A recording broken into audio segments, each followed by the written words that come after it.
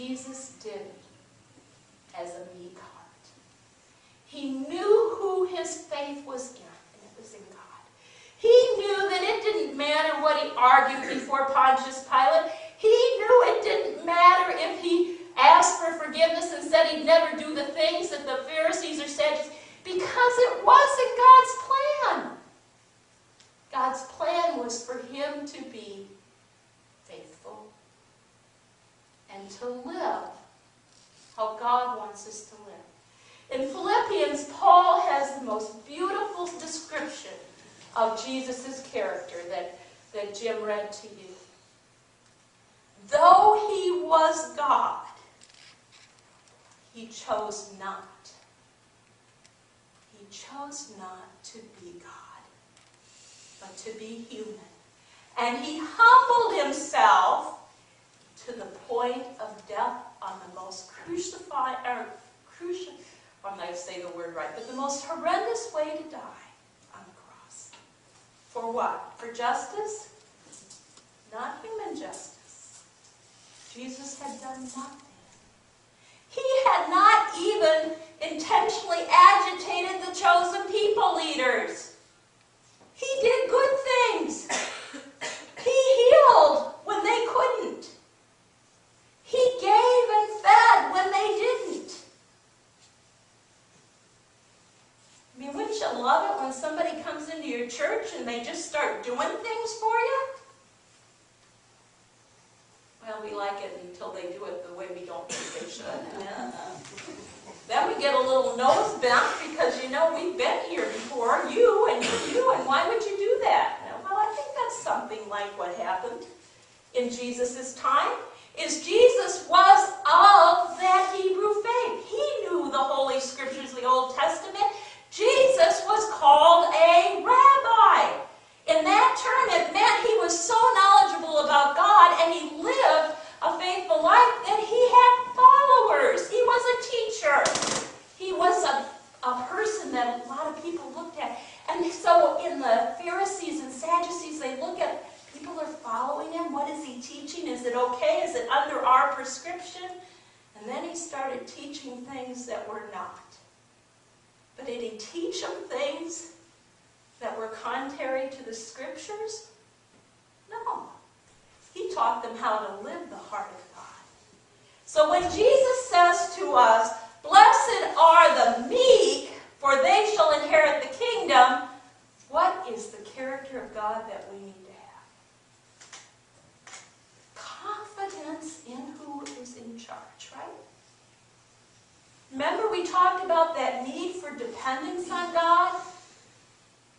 For knowing who God is? Now God goes one more step. If you depend on God and you acknowledge him, how are you supposed to live? Like Mahatma Gandhi.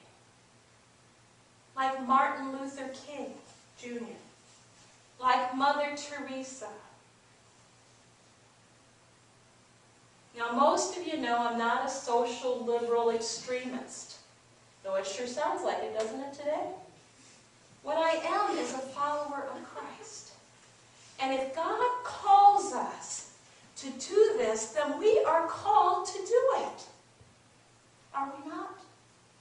If we claim Jesus as Lord, and we want his love and grace to pour out on us, then what should we be doing in response? Doing it God's way. Doing it God's way. Now you might say Mahatma Gandhi went a little extreme.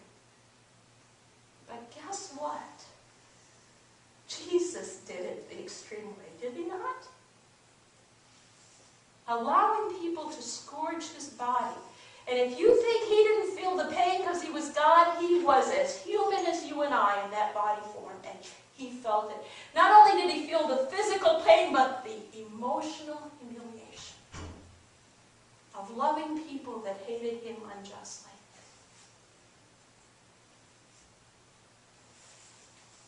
When I was thinking about people in society that are meek, and I started reading about some of them, another person that came to mind is the Archbishop Desmond Tutu from South Africa. You know, the interesting part is most of these people came and they could have done it a different way. They had resources. They were born not on the bottom, but on the top.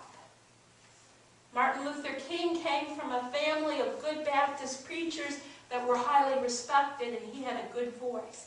Desmond Tutu was in the clan that could have gone there. In fact, they traveled and they were educated. Mahatma Gandhi was educated in the United States and in England, and he was a barrister, a lawyer. His family wanted him to do some awesome things. Mother Teresa was born in Italy from a family that had lots, and she was given to the church as a person to give her life in service to God as a nun, because that was the tradition, and she could have been very honored by her spirit. Instead, she goes to live with India. Mahatma Gandhi is very special to our district superintendent, Sam Rayopa, because he's from India. So when we think of George Washington or Abraham Lincoln or Jimmy Carter or Martin Luther King Jr. or some of those great presidents that did awesome things, Mahatma Gandhi is his image. But not to do it for the wrong reason. Okay? He did it because he loved his country and he wanted unity and peace. It didn't happen the way he wanted it. We now have Pakistan and India. I didn't realize, but Pakistan used to be part of India. The Muslims and the Hindus couldn't get along. Mahatma Gandhi knew about Christianity. He studied Christianity. He believed in Jesus. In fact, he's written and quoted often, "I love your Jesus. I just don't like your Christians."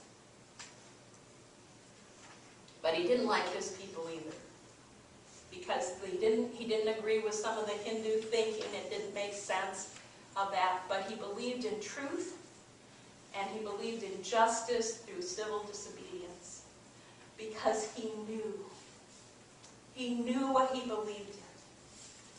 My question to you, brothers and sisters, today, do you know what you believe in? Is it the foundation of how you operate?